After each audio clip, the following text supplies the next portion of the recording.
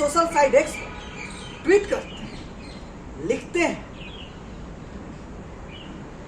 कि मैं अपने मां से किया गया वादा पूरा करूंगा और 2024 का लोकसभा चुनाव बिहार के काराकाट सीट से और लोकसभा क्षेत्र से लड़। नमस्कार, अतुल्य लोकतंत्र चैनल में आप सबका स्वागत है। मैं हूं आपका अपना दोस्त अतुल्य कुमार। भोजपुरी के पावर स्टार पवन सिंह 2024 का लोकसभा चुनाव लड़ने के लिए अपनी मां से वादा किया, उसी वादा को अंजाम देते हुए बीजेपी के समक्ष 2024 का लोकसभा चुनाव लड़ने की इच्छा जाहिर की।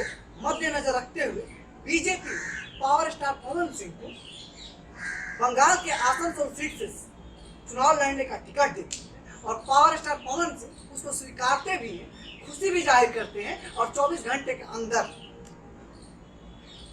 उस सीट को लात मार देते हैं। लात शब्द का उपयोग मैं इसलिए कर रहा हूं कि आज भोजपुरी के power star Pawan Singh social site x पर ट्वीट करते हैं, लिखते हैं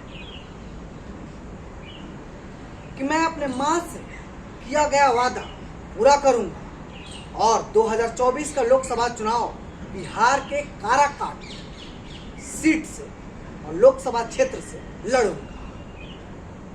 अब काराकाट सीट बीजेपी के सहयोगी दल और बिहार के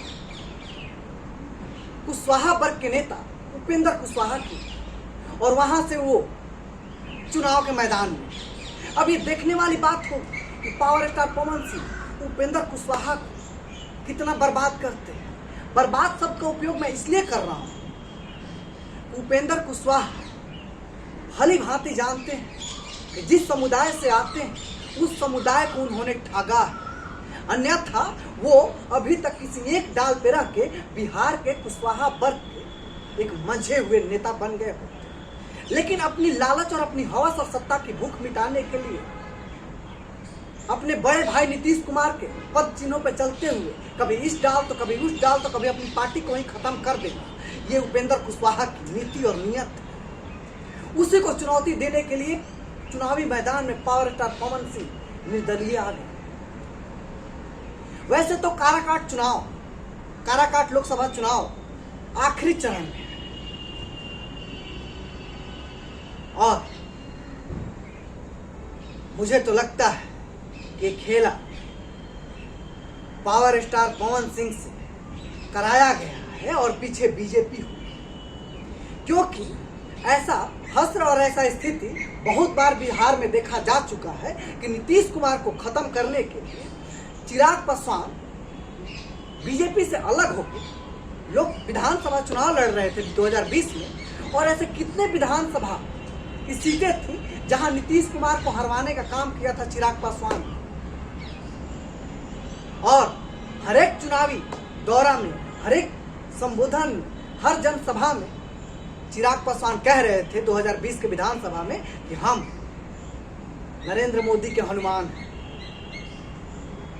ये कैसा हनुमान जो उस समय बीजेपी को समर्थन दे रहा था, उसी घटक दल का बेड़ा गर्क कर रहे थे। मुझे लगता है कि यही हस्र और यही दशा और यही स्थिति उपेंद्र कुशवाहा के साथ की गई है, क्योंकि उनका वर्चस्व खत्म करने के लिए, उनकी इमेज खत्म करने के लिए, उनका पकड़ खत्म करने के लिए, उनका राजनीतिक करियर धूमिल करने के लिए पावर स्टार पवन सिंह को काराकाट से छोड़ दिया गया है।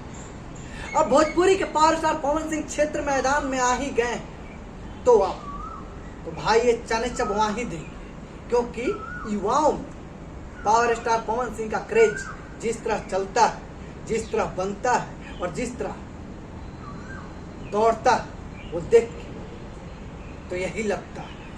लेकिन नेता और अभिनेता में जो एक गैप है, उसको पाटने में पावर स्टार पवन सिंह सफल होंगे, कामयाब होंगे या नहीं, ये तो आने वाले वक्त में पता चलेगा। लेकिन अभी की सबसे बड़ी खबर यही है कि भोजपुरी के पावर स्टार पवन सिंह लोकसभा चुनाव लड़ने के लिए तैयार हो चुके हैं और जिस लोकसभा क्षेत्र से लड़ने के लिए तैयार हुए हैं वो काराकाट है, यानी कि बिहार सासाराम।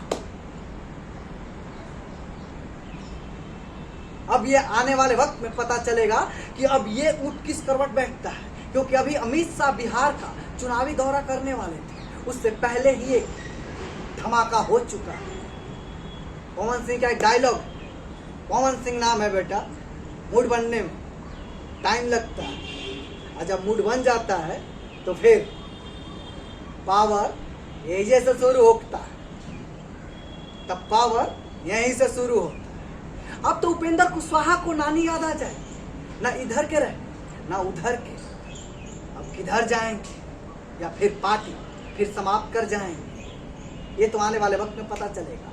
लेकिन अभी की सबसे बड़ी खबर यही कि भोजपुरी के पावर स्टार पवन सिंह काराकाट लोकसभा क्षेत्र से चुनाव लड़ने के लिए तैयार हो चुके हैं, कमर कस चुके हैं। अब देखते हैं बाजी किसके हाथ लगते हैं। जैसे जैसे ही इस पे अपडेट आएगी मैं विस्तृत जानकारी के साथ आप लोगों के सामने आऊंगा। तब तक के लिए सांझे बिहाने चैनल को सब्सक्राइब अवश्य कर लीजिए।